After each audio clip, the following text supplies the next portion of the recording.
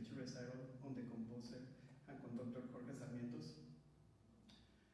In this lecture recital, I will be discussing the oboe concerto that Jorge Sarmientos wrote in 1961, dedicated to the Guatemalan oboist Manuel Gomez Samayoa.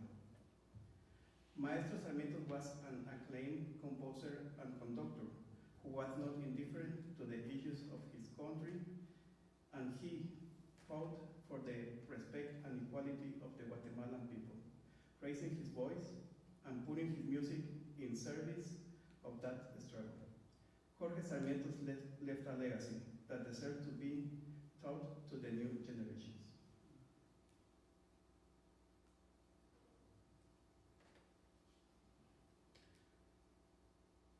I will highlight three key topics, including the composer, my personal connection, and the piece itself.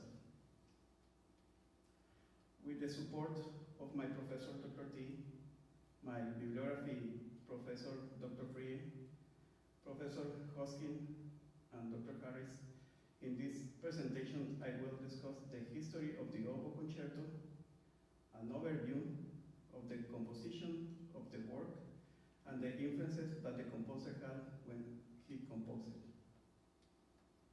The possibility of performing this concerto in a recital setting with a piano is only possible through the collaboration of the short composition Evan Odell, thank you, who did an excellent job creating a piano reduction from the orchestral manuscript. Similarly, I want to thank Igor Sarmientos for allowing me to work on this work. And finally, I am grateful to the oboist Gianfranco Bortolato for sharing his experience as the last oboist performing this work in public while also working firsthand with the composer. I will share more about him later.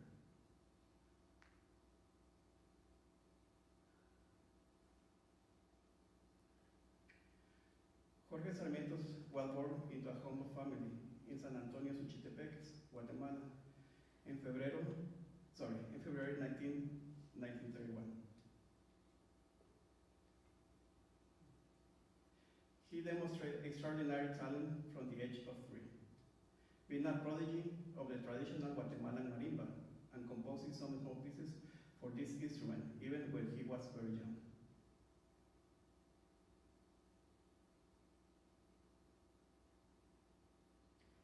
In 1947, he obtained a scholarship to study at the National Conservatory of Music of Guatemala, where he studied piano with Georges Couteau and José Arevalo Guerra, and composition with Franz Ipich and Ricardo Castillo. Georges Couteau was born in Paris, where she studied at the National Conservatory of Music. In 1918, after the First World War, she married Ricardo Castillo and they moved to Guatemala. Ricardo Castillo studied music in Paris. After spending approximately 16 years in France, he returned to his native Guatemala and began teaching in the National Conservatory. José Arevalo Guerra was a pianist and composer who was born in Antigua, Guatemala. He graduated from the National Conservatory of Music and later obtained a scholarship to study in Paris, returning to Guatemala, becoming a piano teacher at the National Conservatory. And Franz Ipich, an Austrian composer, who spent 30 years playing the cello at the Vienna Opera. In 1938, he went to Guatemala, and there he assumed the directorship of the National Conservatory, teaching harmony, composition, and orchestral conducting. We can see that from his early teachers, the French school was something that influenced Jorge Sarmientos, and it continued to be an important part of his studies and his music.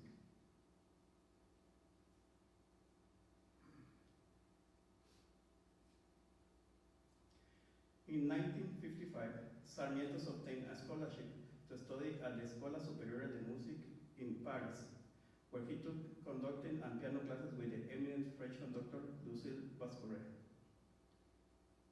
Buenos Aires, Argentina, was his next destination.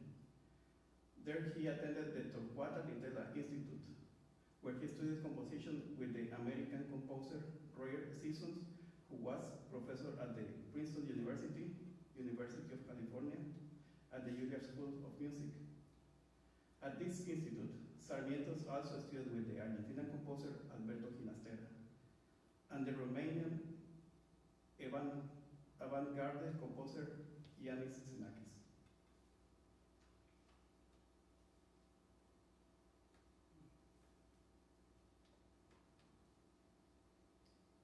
Jorge Sarmiento was not only a prolific composer, but he was also a great orchestra conductor, studying with the greatest name of that time. For instance, in 1968, he continued studying works of the 20th century with the eminent French conductor and composer Pierre Boulez. And in 1972, he attended an extensive conducting course taught by the Romanian conductor and composer Sergiu Celebidache. Celebidache spent 7 years as the principal conductor of the Berlin Philharmonic and conductor of the main orchestras in Europe. Following that appointment, came to the Curtis Institute of Music in the United States.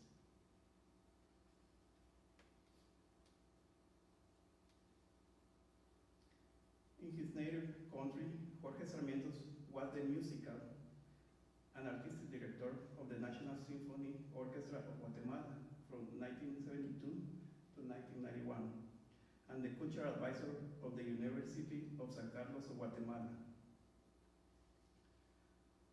Maestro Sarmiento was definitely one of the most important composers in Latin America. His works are constantly studied and cited as an example of Latin American music from the 20th century.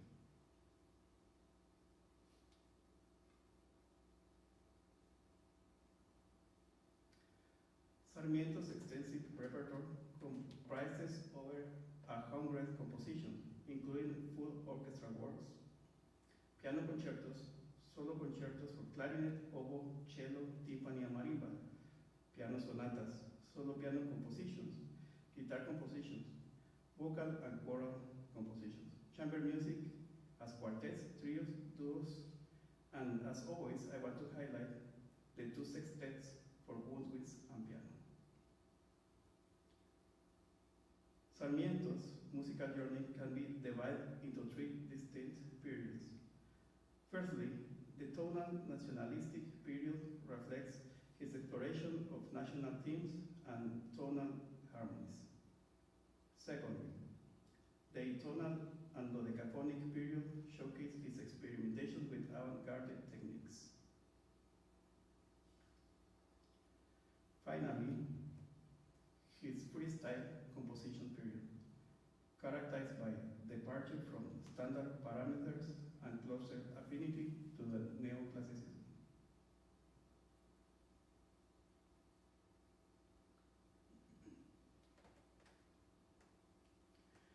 When I began planning my lecture recital, the first thing that came to mind was to start by explaining why I am writing about this.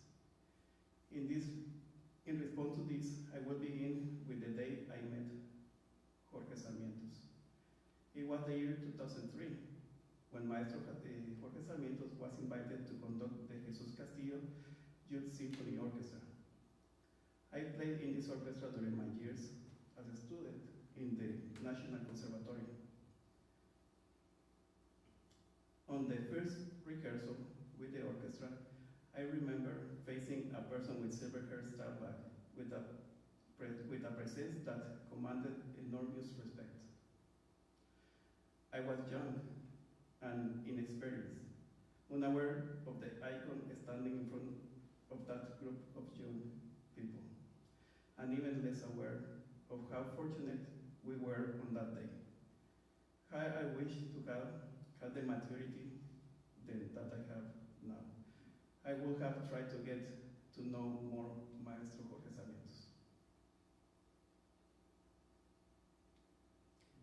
In this lecture, I believe that it's important to delve into my connection with the piece that we will perform today. I began my studies at the National Conservatory of Music at the age of 11, and at 13 I began studying the oboe.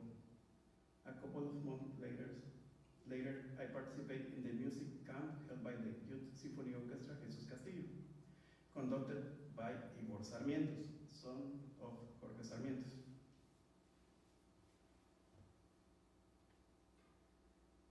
In 2004, the National Symphony Orchestra of Guatemala had a concert where they performed Jorge Sarmientos' oboe concerto. That night, Maestro Jorge Sarmientos was in the audience listening his work, almost 30 years after it had last been performed by the Guatemalan oboist Jose Manuel Gomez. In this concert, I was fortunate to be invited to play the second oboe in the orchestra. The concert took place on September 2nd in the auditorium of the National Conservatory of Music of Guatemala with Maestro Igor Sarmientos and as a guest conductor and the excellent Italian oboist Gianfranco Bortolato as soloist, who was and is the principal oboist of the Rome Opera. And I will play a small excerpt of that concert in 2004. I was playing the second oboe in the orchestra.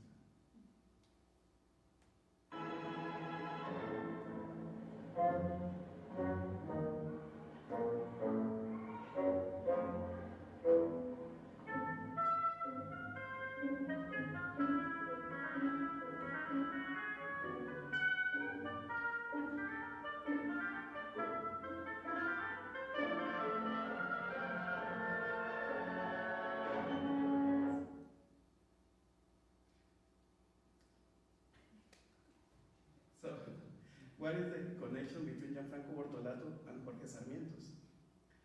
Gianfranco Bortolato is married to Claudia Lopez Gomez. Claudia Lopez Gomez is a Guatemalan violinist and the granddaughter of the oboist Manuel Gomez, who was a principal oboist of the National Symphony Orchestra of Guatemala and teacher at the National Conservatory of Music. It is important to highlight that oboist Manuel Gomez was a great influence on Jorge Sarmientos, and later we will see why.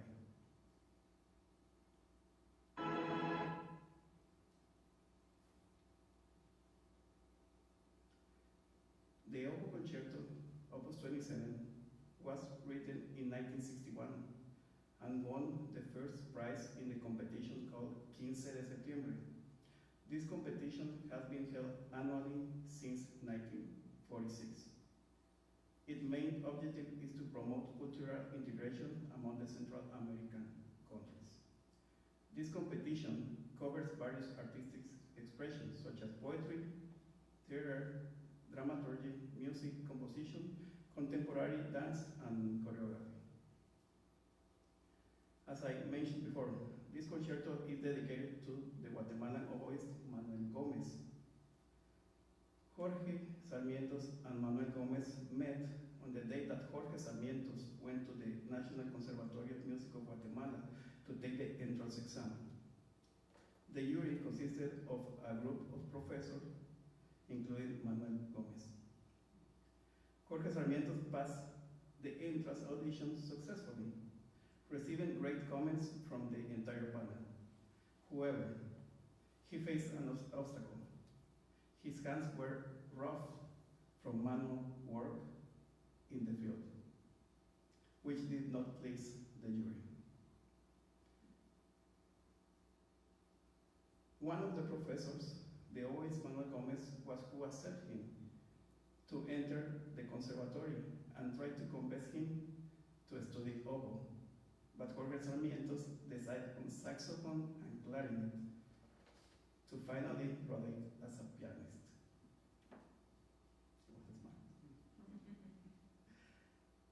After being written in 1961, the concerto was performed in 1967 by Manuel Gomez, and after he performed the concerto 9 more times. There are no records of performance from 1967 until 2004, when the concerto was performed by Gianfranco Bortolato. On one occasion, Gianfranco Bortolato told Jorge Sarmientos, "In my opinion, this concerto reminds me of the writing of Jacques Ibert Concertante for Oboe and Orchestra." Jorge Sarmientos was agreed, mentioning that Jacques Ibert's and French music inspired him in writing this concerto. And there is the dedication. We can see that the first dedication was to Manuel Gomez in 1961, and then the dedication to Gianfranco Bortolato in 2004.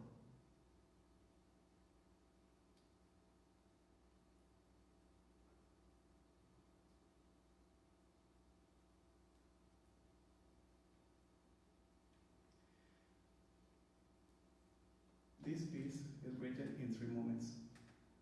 The first moment is an andante, an allegro. The second moment, an interlude, andante cantabile. The third moment, an allegro marcato. The composer allows folkloric and rhythmic elements to take the foreground in the melodic writing, which is especially evident in the third moment.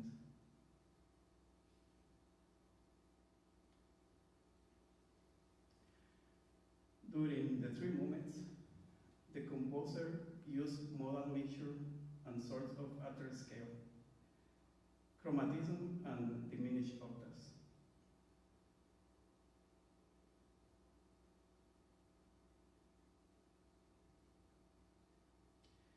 He also has frequently 7 chords that gave him more options for voice leading.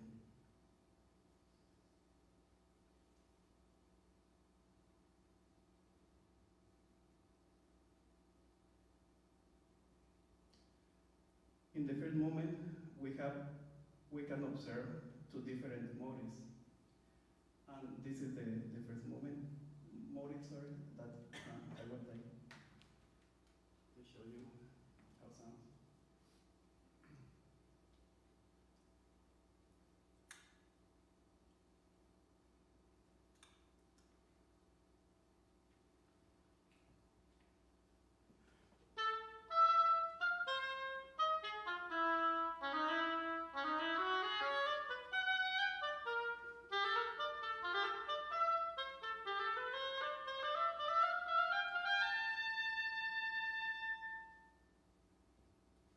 And we will hear this motive playing for the oboe and for the piano during the entire first movement.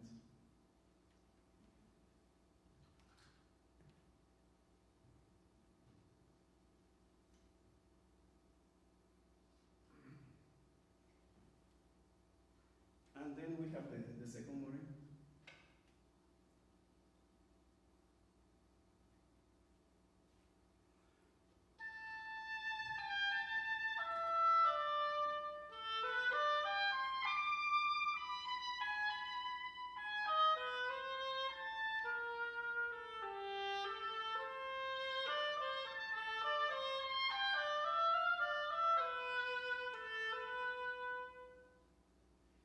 The same as the first motive, the piano, the orchestra, in this case the piano, also repeat this during the entire movement.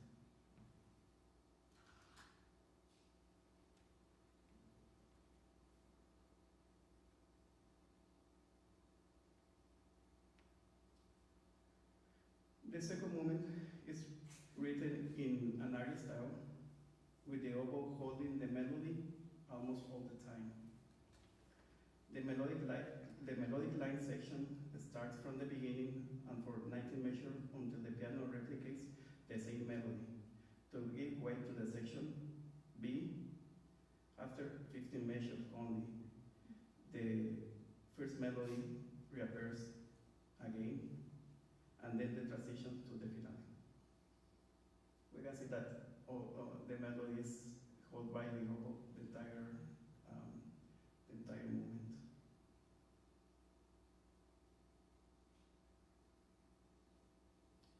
And in the third moment, we have the orchestra presenting the main theme, and then the oboe replicates in measure 17 in the same key. In agreement with the oboist Gianfranco Bortolato, this is a piece that demands virtuosity and versatility from the oboist. The composer takes the extension of the oboe to the extreme, and the complexity of the fingering is high. Evan Odell, the composer responsible for the transcribing the orchestra score, said the experience making the piano reduction was both challenging and rewarding due to the enormous density of Sarmiento's harmony writing. Many sections include very lush chord progressions with more notes than it was physically possible to play for the piano. And it often seemed like a performance puzzle trying to find the sonority that Sarmiento's intended.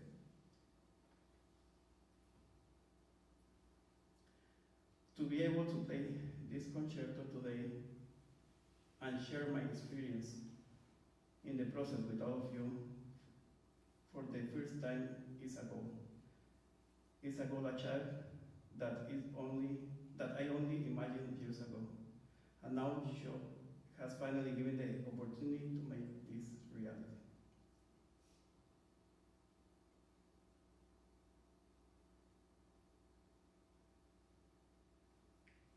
One of the inspirations for this work is, together with Evan Odell, to publish a new edition with piano accompaniment and expand the oboe repertoire of the Latin American composers.